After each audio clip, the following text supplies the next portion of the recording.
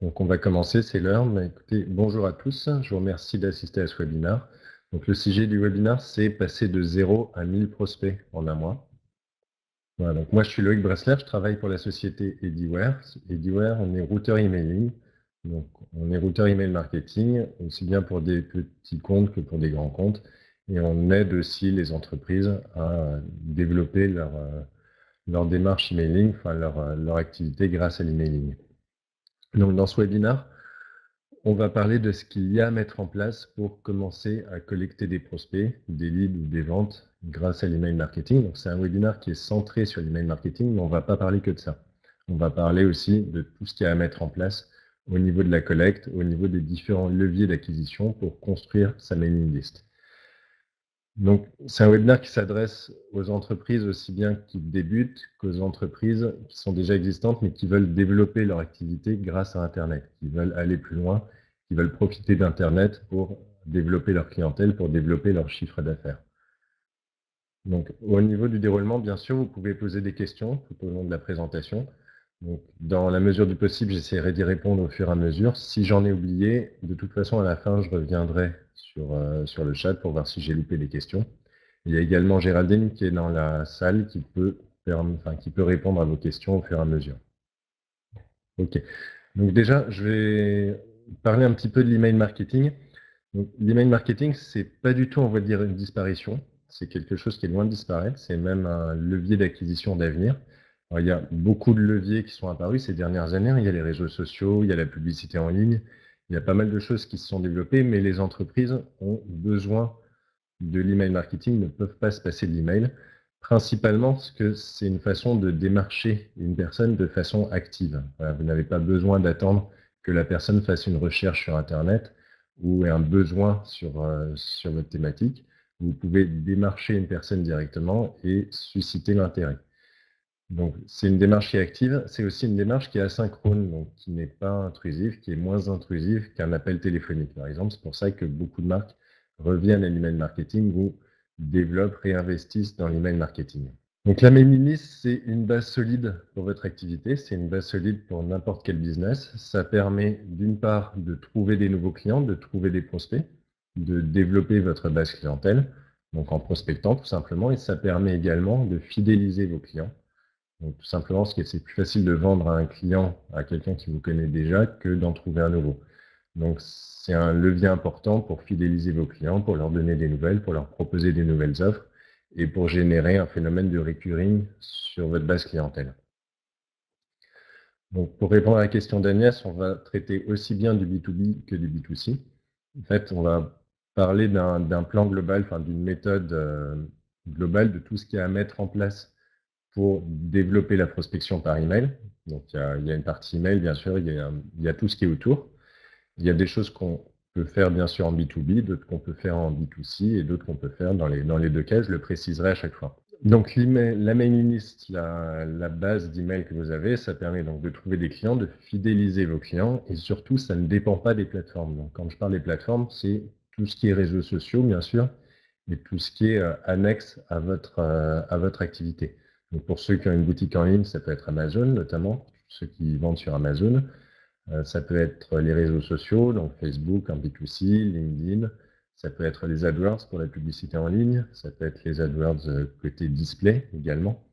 Donc, tout ça, c'est des plateformes.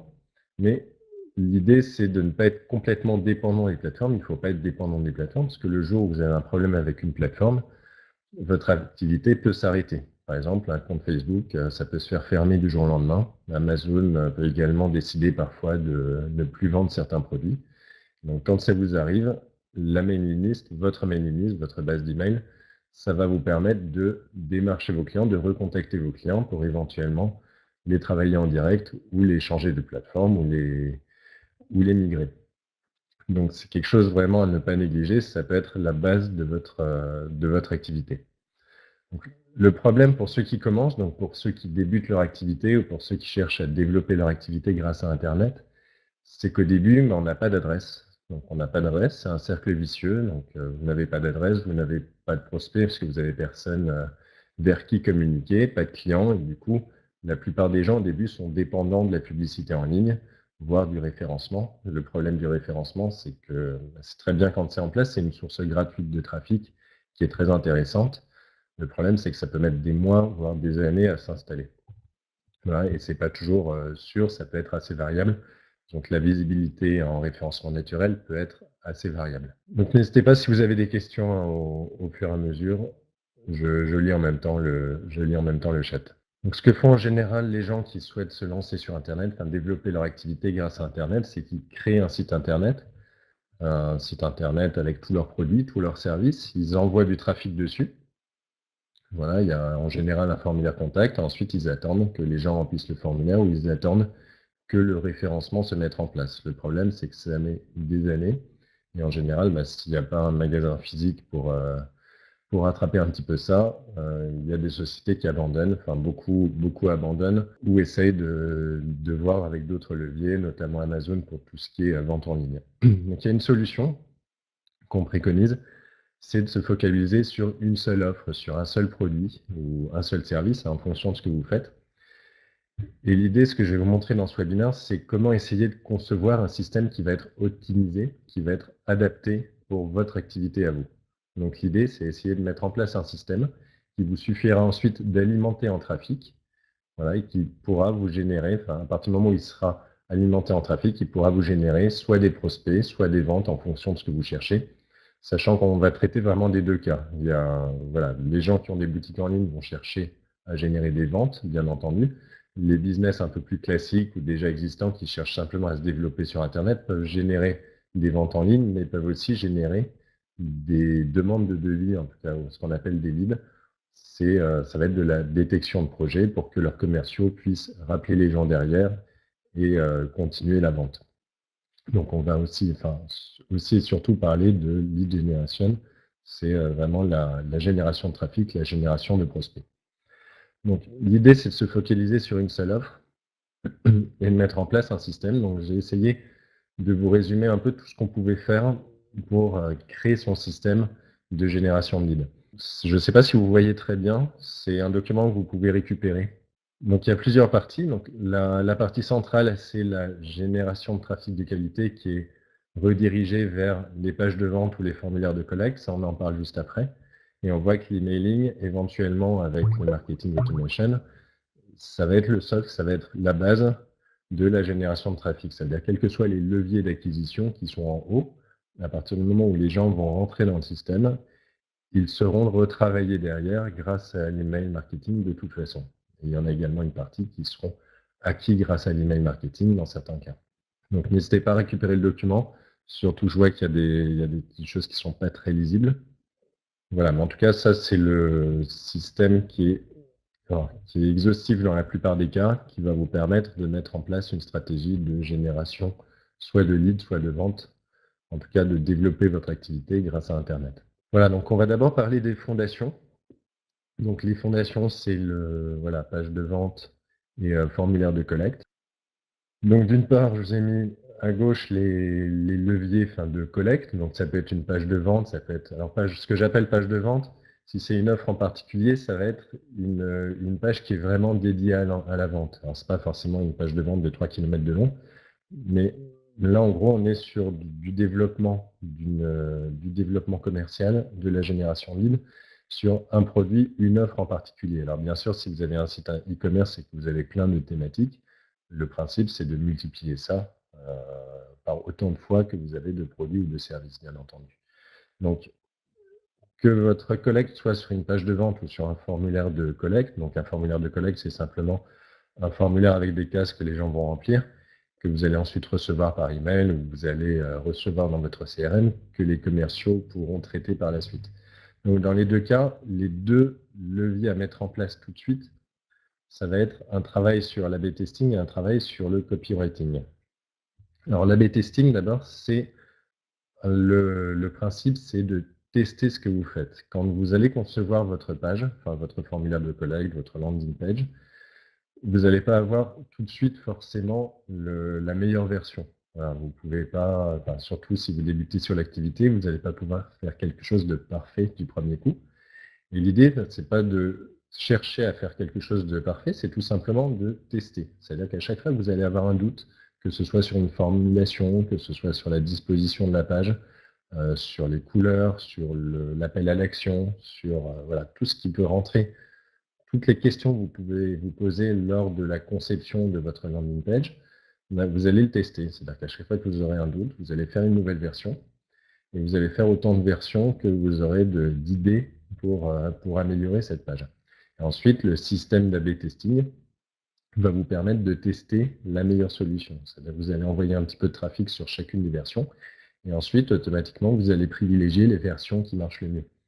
Alors, ça, c'est le principe de l'A/B testing. Maintenant, vous pouvez très bien le faire à la main, bien sûr. C'est quelque chose qui peut très bien se faire à la main, donc à condition de bien suivre ces sources de trafic par la suite. Donc ça, j'en parlerai juste après. Ensuite, le copywriting, c'est le fait d'optimiser la rédaction pour le web. Alors, c'est pas parce que vous ne vendez pas vraiment de produits numériques, comme ça se fait aux États-Unis notamment, où on a des pages de vente de 3 km de long. C'est pas parce que vous ne vendez pas de produits numériques que vous ne devez pas soigner vraiment la rédaction de vos messages, que ce soit de vos emailing ou de vos landing pages. On voit souvent que un changement dans un argumentaire, un changement dans un appel à l'action, voilà, quelques différences de formulation, ça peut vraiment faire varier de quelques pourcents la transformation et du coup faire varier à la hausse ou à la baisse la réussite d'une campagne emailing ou voilà, d'une démarche de génération, d'acquisition de clientèle. Voilà, donc les leviers, c'est l'A/B testing de copywriting. L'A/B testing, il y a des outils pour gérer ça, sinon ça peut se faire à la main. Et le copywriting, il faut que vous documentiez, il y a des formations là-dessus, il y a beaucoup de ressources sur Internet. Donc l'idée, c'est pas de devenir un pro du copywriting, c'est vraiment d'avoir les bases pour pouvoir concevoir un argumentaire qui soit solide. Voilà. L'idée, c'est simplement créer un argumentaire de vente. Alors, je vois qu'il y a des questions. Pour les personnes intéressées par l'A/B testing, on peut y discuter. Ouais. Alors, la page de vente, c'est une page produit, oui, tout à fait. Alors, quelqu'un qui va vendre un produit numérique, qui va avoir un seul produit, effectivement, ça va être une page de vente comme on en voit beaucoup. Maintenant, la page de vente, ça peut aussi être la page produit sur un site internet, bien entendu. Voilà, c'est la même chose, c'est juste que sur la démarche d'acquisition de clientèle, ce qu'on vous préconise, c'est pas d'essayer de développer, enfin de réfléchir sur l'ensemble du site si vous êtes en e-commerce, c'est de réfléchir sur le développement d'un produit. Voilà, l'optimisation d'un produit, la création d'un système qui va permettre à lui tout seul, à partir du moment où il est alimenté, de générer des ventes ou de générer des prospects. Donc, réfléchir sur un produit et ensuite, une fois que c'est fait, passer au suivant, bien entendu, et faire exactement la même démarche. Donc, la cible de l'A/B testing, ça c'est valable en B2B, en B2C. Et les exemples d'A/B testing, nous on a une plateforme d'emailing, donc la plateforme Ediware. On a de l'A/B testing, on a un module d'A/B testing qui permet de savoir quelles sont les meilleures versions d'une campagne emailing. Et ensuite, ça peut être couplé avec un outil sur site, donc par exemple Google Analytics, tout simplement pour savoir quelles sont les pages qui transforment le mieux. Donc l'idée, c'est de faire de l'A/B testing sur une campagne, sur un message, rediriger le trafic vers différentes landing pages et se servir d'un outil comme Google Analytics pour savoir celle qui transforme le mieux. Voilà, sinon, il y a des outils d'A/B testing qui sont dédiés. Voilà, ça dépend un peu de la finalité, ça dépend également du budget. Sachant que l'A/B testing, dans la plupart des cas, c'est quelque chose qui peut être relativement simple, voire qui peut être mis en place à la main. Voilà, les gros outils d'A/B testing ont vraiment leur place quand on commence à avoir énormément de produits, quand on commence à raisonner site e-commerce. Donc je vais passer le slide suivant, si j'y arrive. Voilà. Donc j'avais décomposé ça en semaines, comme on est sur un mois. Donc la semaine 1, c'est vraiment la mise en place des fondations. La deuxième semaine, c'est un travail que je vous propose sur les outils qui vont vous servir à développer ce système. Donc il y a différents points. Le premier point, c'est un travail sur la base client. Donc, je le rappelle, la base client, enfin vos clients existants, pour ceux qui ont déjà eu une activité, c'est très intéressant. C'est plus facile de vendre à quelqu'un qui vous a déjà fait confiance que de vendre à quelqu'un, à un inconnu qui ne vous connaît pas. Donc la première chose à faire, ça je le dis, c'est un petit peu anecdotique, mais on a rencontré des clients qui ne l'avaient pas fait. Si vous ne l'avez pas fait, donc, est-ce que, enfin, vérifiez si vous avez la liste des emails de vos clients existants. Si ce n'est pas le cas, bah, ressortez vos factures, ressortez vos devis, y compris des gens qui n'ont pas acheté, et commencez à collecter les adresses email des gens avec qui vous avez déjà été en contact commercial. Voilà, ça paraît évident, mais ce n'est pas le cas dans toutes les sociétés. Il y a des sociétés qui ne capitalisent pas forcément là-dessus.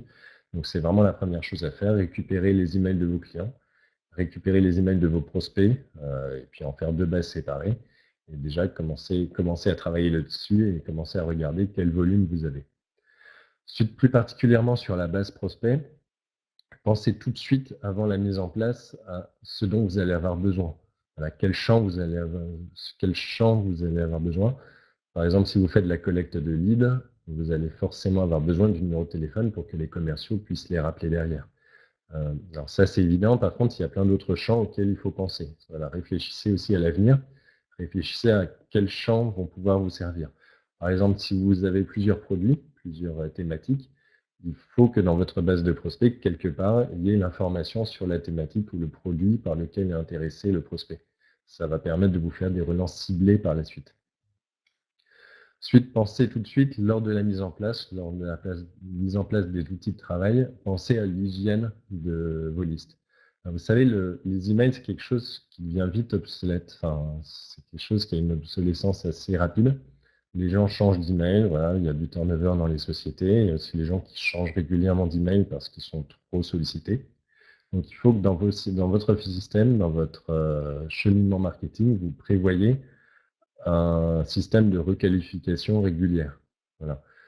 Si par exemple vous avez un site e-commerce, il faut prévoir de redemander l'adresse email, par exemple, à chaque commande.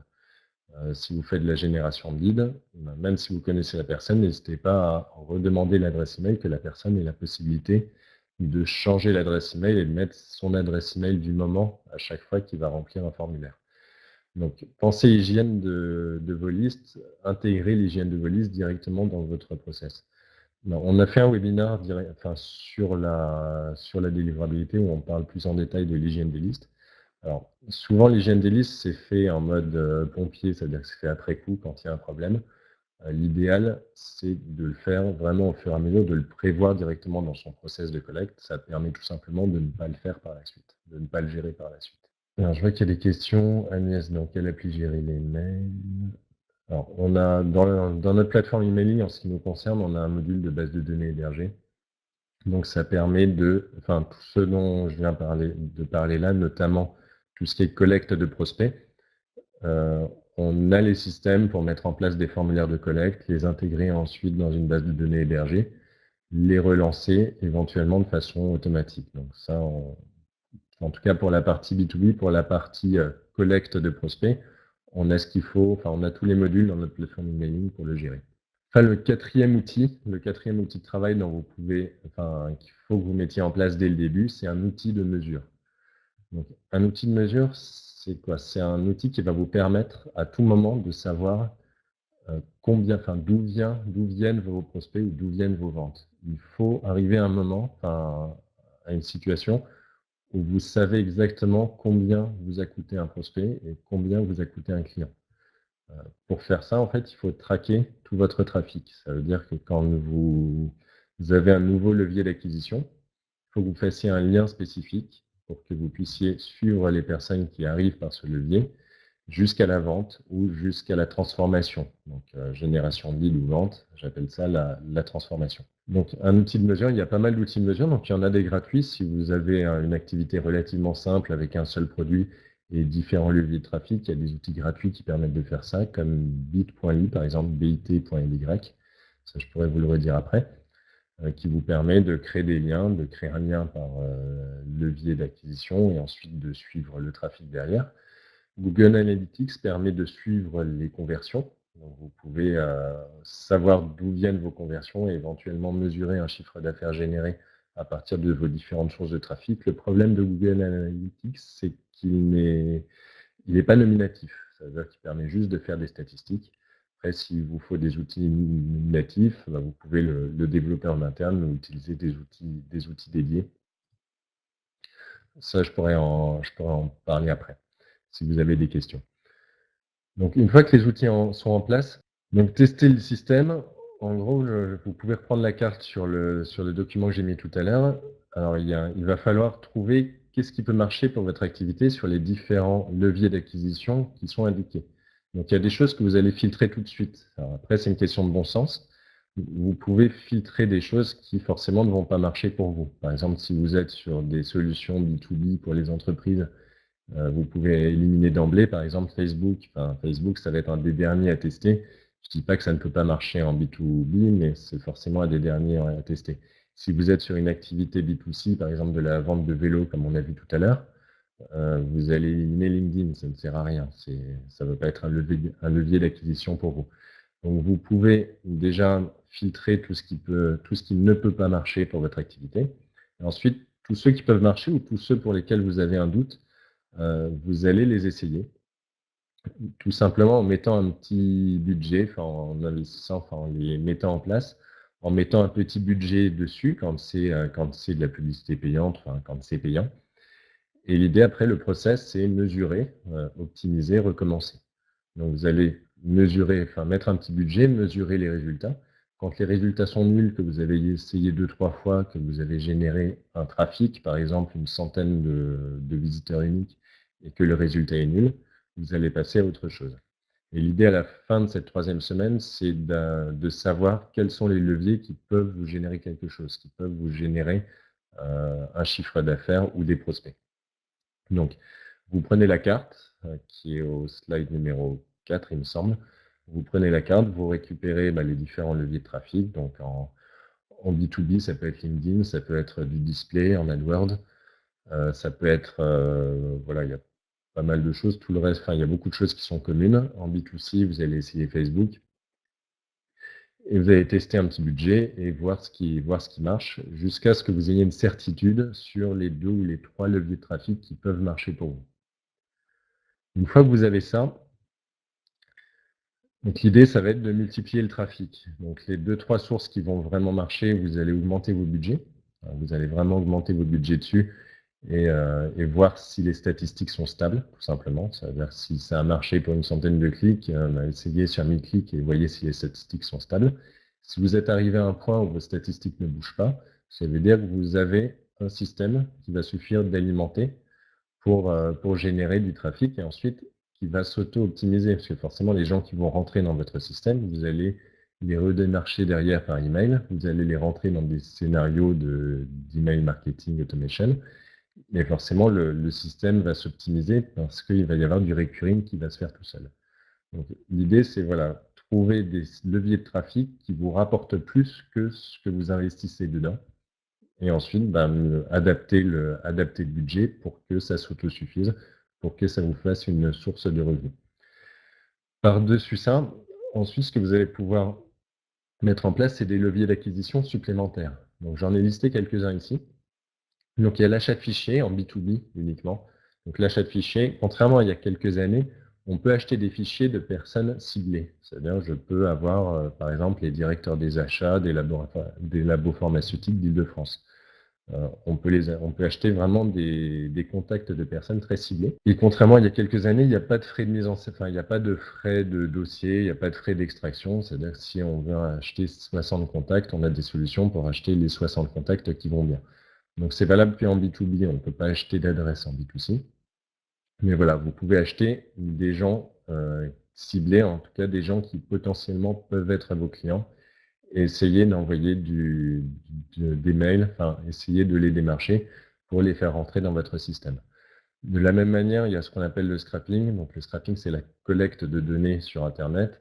Donc automatisé ou non, idéalement, ça va être collecter des gens, des adresses email sur des sites Internet sur vos thématiques. Alors il ne s'agit pas d'acheter un aspirateur d'adresses email, c'est le contraire. Là, c'est vraiment ciblé sur des sites qui peuvent être sur votre thématique. Donc sur des annuaires spécialisés, par exemple, sur des choses comme ça. Alors, ça, en général, c'est le département développement dans les sociétés qui font du lead gen qui s'en occupe. Sinon, voilà, il y a des logiciels spécialisés pour faire ça. Par contre, il ne s'agit pas de router ça sur des plateformes emailing qui sont entre guillemets automatiques, enfin, sur lesquelles vous ouvrez un abonnement directement sur Internet. C'est le meilleur moyen de se faire fermer le compte Voilà, il faut une plateforme emailing qui optimise la délivrabilité dans ces cas-là et qui mette en place des process pour optimiser votre délivrabilité, donc notamment des IP dédiés. Ça, nous, en acquisition enfin, en génération de prospects B2B, on est spécialisé là-dessus, vous pouvez nous solliciter. Alors, pour les fichiers, on travaille, nous, avec 2-3 partenaires, vous pouvez nous contacter après. Donc, on a des bons résultats, enfin, on l'a fait avec pas mal de clients récemment, on a de très bons résultats, c'est pour ça que j'en parle, et on a des tarifs qui sont relativement abordables et surtout sans minimum, ce qui peut être intéressant. Et effectivement, oui, ça ne marche qu'en B2B, c'est en B2C, et on en parlera après. Ensuite, on va parler du retargeting et des audiences similaires. Donc, le retargeting, c'est le fait de recibler des gens qui ont déjà vu votre offre. Donc, l'idée, c'est de repérer les gens qui ont déjà vu votre offre, sur lesquels il y a eu une déperdition, et de leur reproposer votre offre éventuellement sous une forme différente. Donc là encore, on revient à la mailing list, le fait d'avoir les adresses email des gens qui sont intéressés par vos offres est dans ce cas-là primordial. Si vous n'avez pas les adresses email des gens, c'est difficile de faire du retargeting, en tout cas vous ne pouvez pas en faire sur toutes les plateformes. Donc Google permet d'en faire, Facebook permet d'en faire. Le meilleur moyen pour ne pas être trop dépendant d'eux, c'est pouvoir rentrer les adresses email des gens que vous voulez recibler.